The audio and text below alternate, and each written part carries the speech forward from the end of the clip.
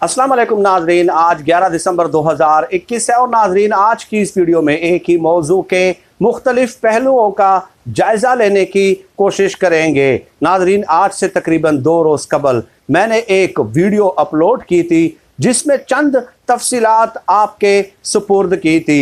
नाजरीन उस वीडियो में ये बताया गया था कि आज से 2-3 रोज़ पहले इस्लामाबाद हाई कोर्ट में आसिफ जरदारी साहब के हवाले से एक केस की समाअत होती है।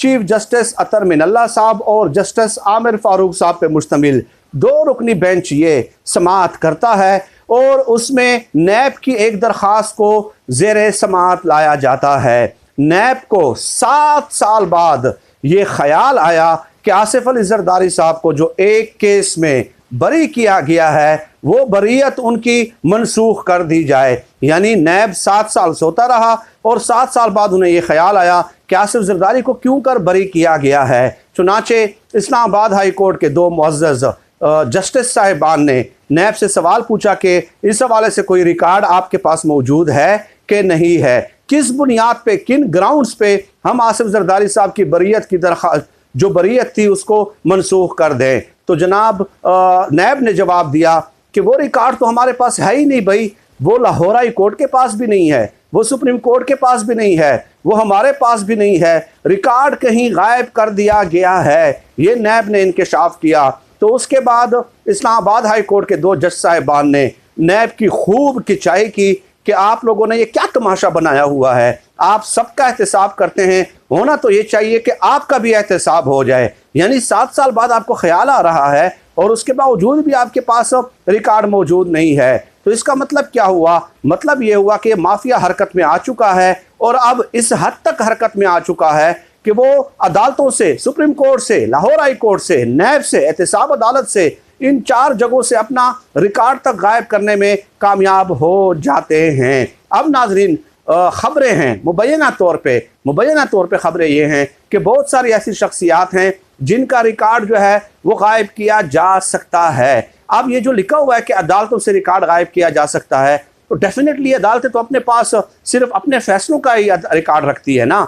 तो अदालतों से रिकॉर्ड गायब होने का मतलब ये है कि नैब जो है वो रिकॉर्ड गायब कर सकती है मुख्तलिफ शख्सियात की जानिब से, मुख्तलिफ शख्सियात के हवाले से वो रिकॉर्ड गायब कर सकती है। अब नाजरीन आपने नोट किया होगा कि 8-8, 10-10, 15-15 सालों से केस चल रहे होते हैं लेकिन कोई मंतकी नतीजा उसका बरामद नहीं होता, कंक्लूजन सामने नहीं आता, केस जो है फाइनल नहीं होता। क्यों? आखिर क्यों फाइनल नहीं होता? इसलिए फाइनल नहीं होता कि नैब जानबूझकर उन केसेस को इतना लंबा, इतना तवील कर देता है ताकि उन केसेस को कौम भूल ही जाए। चुनांचे आप देख लें कि राजा परवेज अशरफ साहब के बारे में भी ये कहा जा रहा है कि शायद उनका रिकॉर्ड भी गायब कर दिया जाए नैब की जानिब से, और इसके अलावा यूसुफ रजा गिलानी साहब की जानिब से के हवाले से भी शायद रिकॉर्ड गायब कर दिया जाए। ये दोनों साबिक वज़राए आज़म हैं और 10-10, 12-12 सालों से इन पे केस चल रहे हैं, 10-10, 12-12 सालों से। और अंदाज़ा लगाएं कि मौलाना फजलुर रहमान साहब के हवाले से 2010 से एक इंक्वायरी चल रही है कि परवेज़ मुशर्रफ साहब के दौर में जो शोहदा को ज़मीनें अलॉट की गई थी,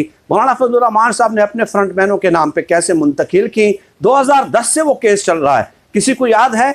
तो उनका भी रिकॉर्ड गायब होने का खदशा है, यूसुफ रजा गिलानी के रिकॉर्ड गायब होने का खदशा है, इसके अलावा जो है ना राजा परवेज अशरफ साहब के रिकॉर्ड गायब होने का खदशा है, इसके अलावा डॉक्टर आसिम के मुतालिक 450 अरब रुपए का इल्ज़ाम लगा था उन पे, और चौधरी निसार अली खान साहब ने कहा था कि 2 घंटों पे मुहित वीडियो मौजूद है और उस वीडियो में सबूत मौजूद हैं, लेकिन अभी तक कोई अता पता नहीं है, उनका नाम भी ECL पे नहीं है। आएँ और जाएँ और 500 अरब रुपए की लूट मार करें और फिर नैब के जो ना चेयरमैन साहब आ जाते हैं कि नैब मुझे मैसेज आते हैं कि करप्शन जो है ना करें, करप्शन जो है root cause of the evil है, हमें जो है ना मैसेज आते हैं। तो भाई मेरा नाम पनामा पेपर्स में आया था, मेरे नाम पे आपने इंक्वायरियाँ खोली हुई हैं, मेरे नाम पे आपने इन्वेस्टिगेशन और रेफरेंसेस बनाए हुए हैं, मैंने क्या किया कि आप मुझे मैसेजेस भेजते हैं? और जिन्होंने कुछ किया है उनके 20-20 सालों से आप फैसला नहीं होने दे रहे, 10-10 सालों से आप फैसला नहीं होने दे रहे। तो ये क्या एक तमाशा एक तरफा तौर पे लगा हुआ है। और उसके बावजूद भी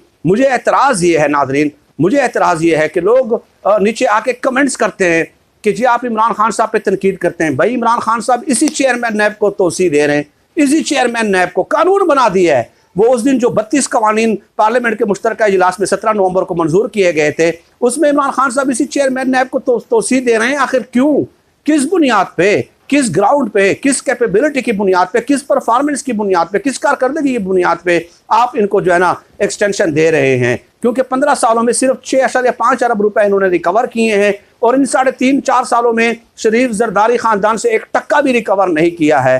तो व्हाट डज दैट मीन? कि फिर इसका मतलब ये हुआ कि आप इस्लाहात नहीं करना चाहते ना। अगर आप इस्लाहात करना चाहते तो डेफिनेटली आप कोई और कमिटेड बंदा ढूंढ लेते, लेकिन आपको भी यही नजर आया जो आपके मिजाज के मुताबिक है और आपकी पॉलिसी और आपके एजेंडे के मुताबिक होगा, तो शायद आप इसलिए उसको जो है ना एक्सटेंशन देना चाह रहे हैं। माजरत के साथ कुछ लोग जो है वो सच सुनना नहीं चाहते, लेकिन हमारा काम है सच बताना और ये जो ज़बान दी गई है उस पर हमेशा सच बोलना चाहिए, चाहे वो किसी के भी खिलाफ हो। ये हमारा काम है कि आवाम की फ़िक्री और शऊरी तरबियत करें। और इसके अलावा नाज़रीन, शर्जील मेमन साहब के हवाले से आपको पता होगा कि साकिब निसार साहब ने छापा मारा, शराब की बोतलें बरामद हुई, लेकिन वो बंदा जो है अस्पताल में रहा और उसका भी रिकॉर्ड कोई अता पता है वो केस किधर गया? कोई अता पता है किसी को? खुर्शीद शाह साहब के 500 अरब रुपए का इल्ज़ाम लगाया गया और आखिरकार नैब जो है ना फिर 300 अरब पे आ गई, फिर 200 पे, फिर 100 पे, अब जो है ना 3-4 अरब की बात हो रही है।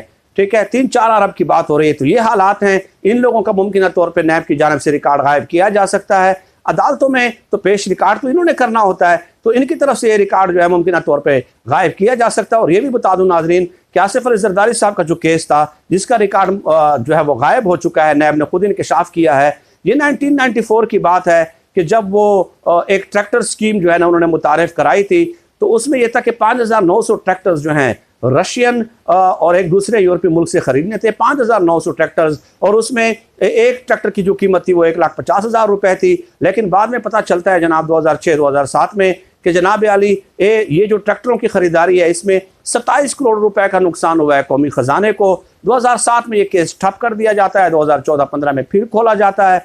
ठीक है, और एहतसाब अदालत जो है वो बरी कर देती है आसिफ जरदारी साहब को। 2021 में जो है ना नैब को ख्याल आ जाता है कि जी उन्होंने तो 2014 में एहतसाब अदालत ने बरी कर दिया था, वो तो बरी कर दिया था। तो उसके बाद आप देख लें कि ये हालात आ गए हैं कि उनके रिकॉर्ड भी गायब हो चुका है। तो बहरहाल ये एक माफिया है, इसमें आप ज़्यादातर मुरद इल्ज़ाम इमरान खान साहब को नहीं ठहरा सकते, क्योंकि ये रियासती जो मुख्तलिफ इदारे हैं वो इस तरह के काम कर रहे हैं। हाँ, इमरान खान साहब को आप इतना जिम्मेदार ठहरा सकते हैं कि इमरान खान साहब ने इन इदारों में इस्लाहात पे तवज्जो देनी थी। एक इदारे में तो इस्लाहात कर लेते ना, एक इदारे में, जस्ट वन इदारे में कोई एफर्ट तो कर लेते, लेकिन एक इदारे में भी इस्लाहात हमें आज तक नज़र नहीं आ रही। हमने इमरान खान साहब को वोट इसीलिए दिया था कि वो इदारों में इस्लाहात का अमल शुरू करेंगे। ये तो हमें भी मालूम है कि 5 सालों में तमाम तर इदारों में इस्लाहात नहीं हो सकती, लेकिन सिर्फ एक इदारे में इस्लाहात का अमल ही शुरू कर देते, बेशक एक इदारे में इस्लाहात पूरी न करते, तो तब भी हम किसी हद तक सेटिस्फाइड होते। आपका इस तज्ज़िये के साथ इत्तेफाक करना न करना ये आपकी अपनी सवाबदीद, आपका जमहूरी और आइनी हक है, आपका अपने इंडिविजुअल परसेप्शन है। आखिर में दुआ है कि अल्लाह पाक हम सबको खल्क़ खुदा के लिए आसानियाँ पैदा करने की तौफ़ीक़ अता फ़रमाए। आमीन या रब्बिल आलमीन। पाकिस्तान जिंदाबाद। अल्लाह हाफ़िज़।